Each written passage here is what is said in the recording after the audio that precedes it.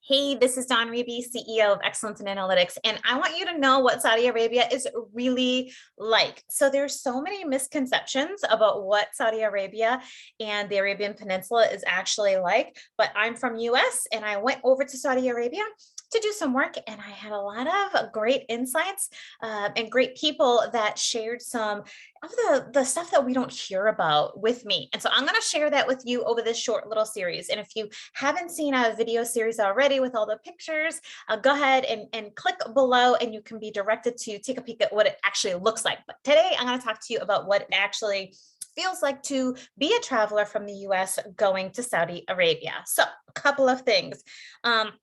First, the sites that you absolutely must visit, and there's videos of all of these. The sites that you must visit is the Kingdom Center. It's this really tall building that is about 99 or 100 stories high, and you take an elevator all the way up to the top. And then when you get at the top, you have this panoramic view of the 3.6 million people in Riyadh. So it's a wonderful place to go and watch the sunset, and just the lights that turn on, the energy that's stimulated, everything is just absolutely gorgeous. So be sure to check that out, the video out. And then when you go to Saudi Arabia, be sure to check that place out.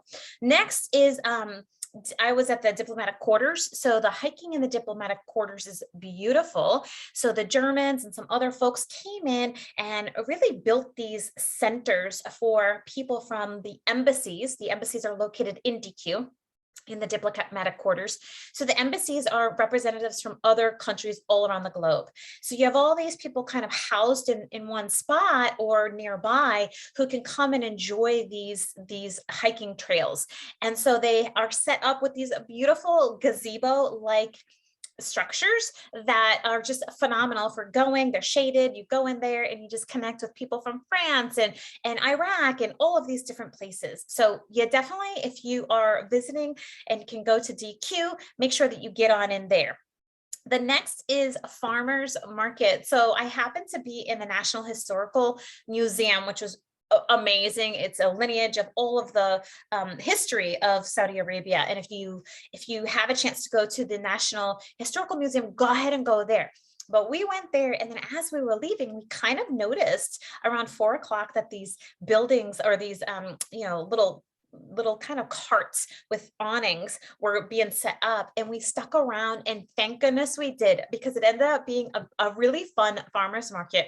And many people came. The kids were playing in the water, splashing. The items were all for sale. So we had spices and incense and corn.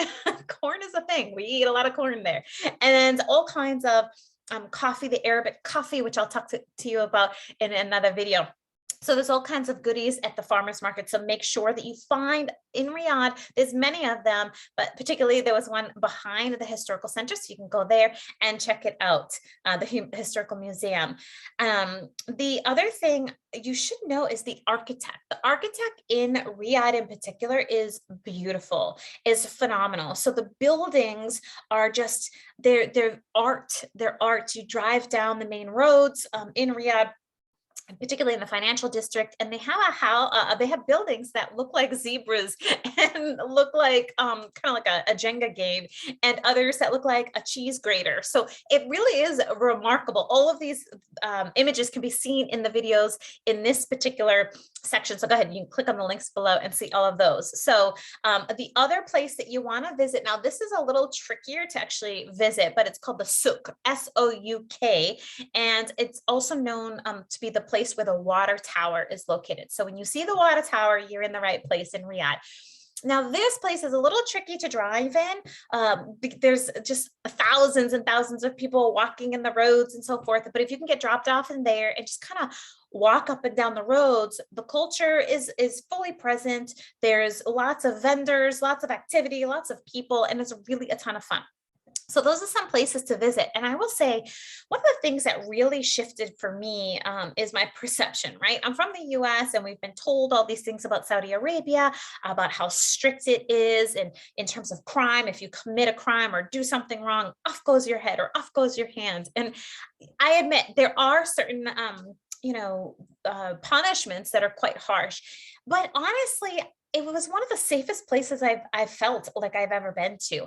I didn't feel like I was in danger ever. I felt like very safe. And if that's a product of the strictness, then let's do it. Right? I felt very, very good there. In fact, when I was working with some folks in Saudi Arabia, they talked a little bit about the crime rates and how, theft in particular is very low.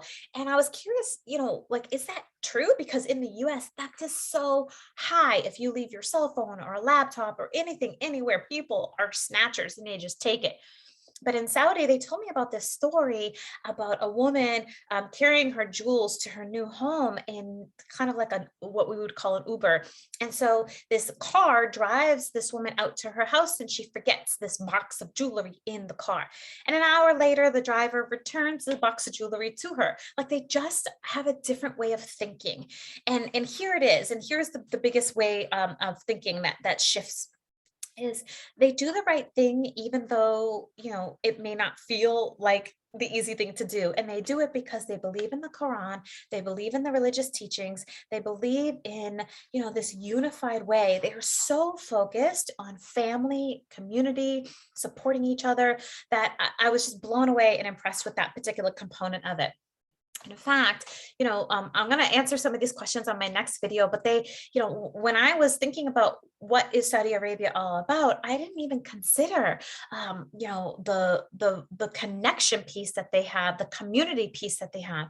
We had a great interpreter who was with our team interpreting for us as we delivered training to the folks that we were training, and the interpreter was able to share with me some of the good stories and some of the connections that people have to doing the right thing.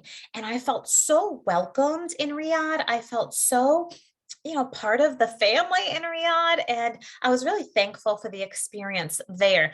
And so I'll share with you some very specific stories in some upcoming videos, but I wanted just to give this sense of Saudi Arabia is a wonderful place to visit. The architecture, the history, the people are just so welcoming and so inviting. And it is quite safe as far as I felt as I was there. And the biggest piece for me was that family and community connection. So, I'm going to share with you what prayer is all about, what family is all about, where the camels are. I'm going to share with you where the best food is, and so forth in some upcoming videos. But I wanted to share with you this video are the best sites to go and visit. Now, I want to go back and I want to visit many more sites, but those were the ones that I visited. Those are the ones that you have some video on in this little section here, in the links below.